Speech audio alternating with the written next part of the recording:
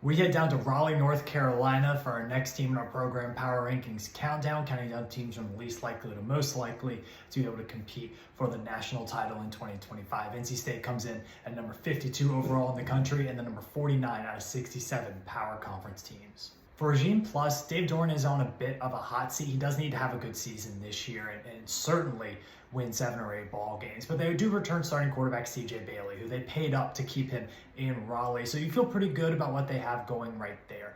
Returning production, NC State's not in a bad spot either, number 36 in the country. A lot of that has to do with returning Bailey at quarterback. High school recruiting for NC State has been a little bit below some of their expectations. They come in at number 40 for the last 2 classes. And for the transfer portal, after a really good transfer portal year in 2024, NC State have them all the way down at number 71.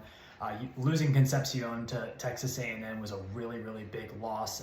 I just don't think this program is a really attractive destination for transfers right now. Last season, NC State was a good team, but they really weren't very good against the good competition, and that's why they're all the way down number 60 for 2024 EPA per play, adjusted for the opponents.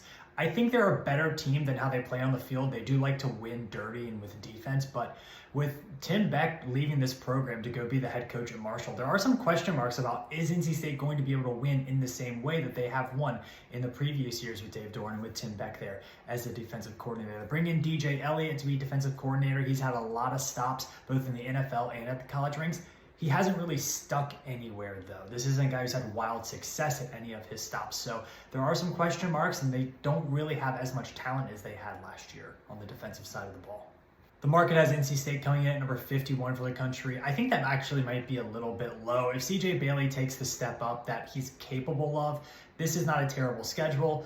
Number 92 schedule in the country, with number 1 being the easiest. That's about middle of the road for the ACC. That game to open up against ECU is going to be a nasty rivalry game, and they have some other tricky ones down the road. But they have some key games early.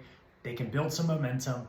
I, of course, am thinking NC State could be a team to challenge in the ACC if everything goes right, but my guess is going to be that this is just another 7-8 win season in Raleigh. I think they do need to have a little bit of a shakeup at the end of this season.